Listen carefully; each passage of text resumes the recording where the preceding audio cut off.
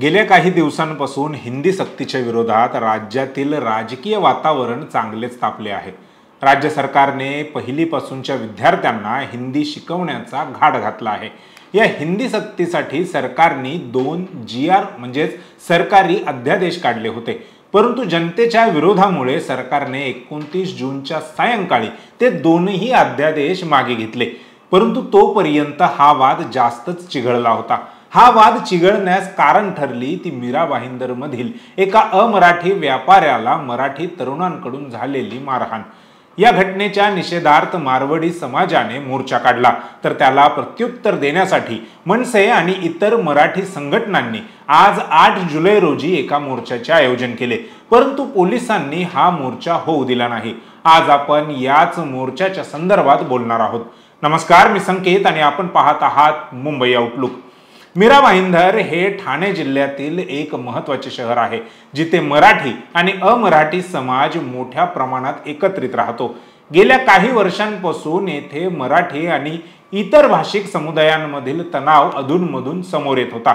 यावेळी वादाला सुरुवात झाली 29 जून 2025 रोजी, जेव्हा मीरा रोडच्या शांती पार्क परिसरातील जोधपूर स्वीट्स अँड नमकीन या दुकानाच्या मालकाला म्हणजेच बाबूभाई खिमाजी चौधरी यांना महाराष्ट्र नवनिर्माण सेनेच्या कार्यकर्त्यांनी मारहाण केली, कारण त्यांनी मराठीत बोलण्यास नकार दिला असा आरोप मनसेच्या कार्यकर्त्यांनी केला।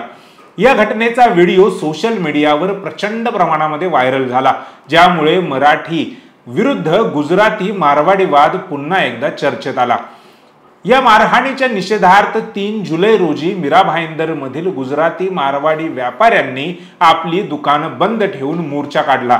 या मोर्चात मोठ्या संख्येने व्यापारी सहभागी झाले आणि त्यांनी मनसेच्या कार्यकर्त्यांविरोधात कठोर कारवाईची मागणी केली।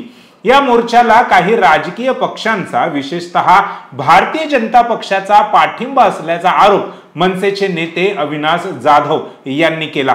गुजराती मारवाडी व्यापाऱ्यांच्या मोर्चाला प्रत्युत्तर देण्यासाठी मनसे, शिवसेना उद्धव बाळासाहेब ठाकरे आणि मराठी एकीकरण समिती यांनी 8 जुलै 2025 रोजी मीरा भाईंदर मध्ये मराठी अस्मितेसाठी भव्य मोर्चाचे आयोजन केले।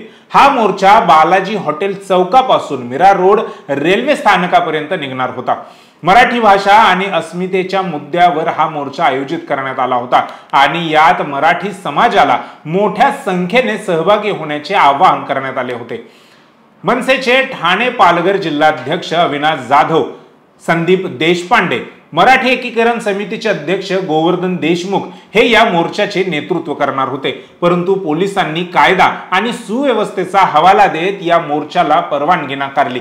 मुख्यमंत्री देवेंद्र फडणवीस यांनी स्पष्ट केले की मनसेच्या नेत्यांनी जाणीवपूर्वक असा मार्ग निवडला होता ज्यामुळे संघर्ष निर्माण होण्याची शक्यता होती, त्यामुळे पोलिसांनी परवानगी नाकारली।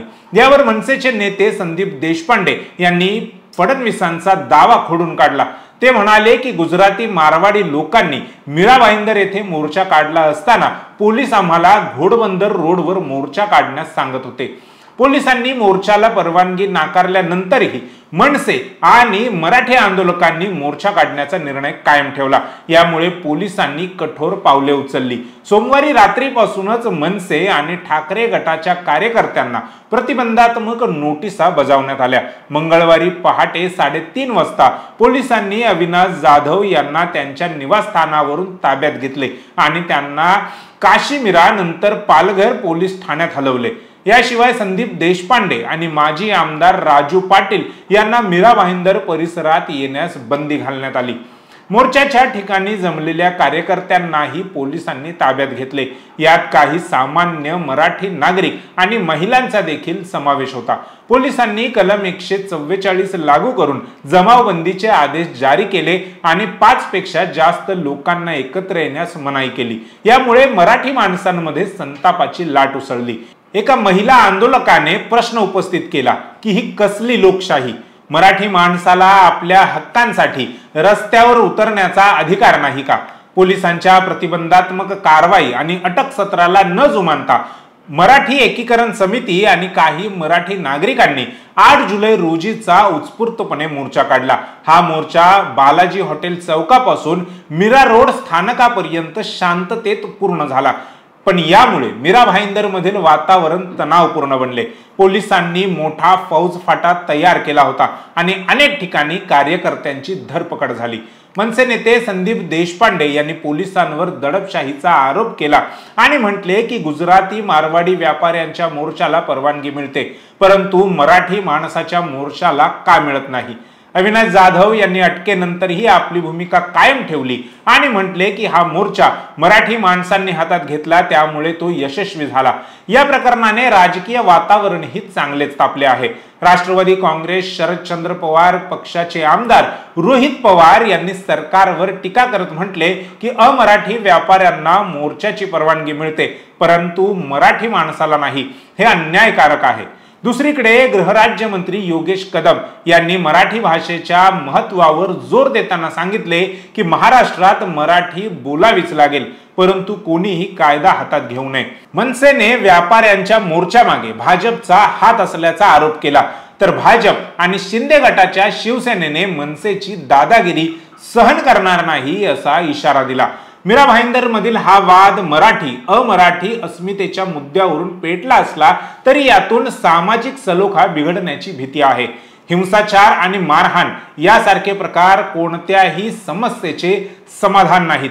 मराठी भाषा आणि संस्कृतीचा आदर राखला जावा, हेच या निमित्ताने मराठी जनांचे म्हणणे आहे। सरकार आणि प्रशासनाने या प्रकरणात संवादाचा मार्ग स्वीकारून शांततामय तोडगा काढावा हीच अपेक्षा आहे।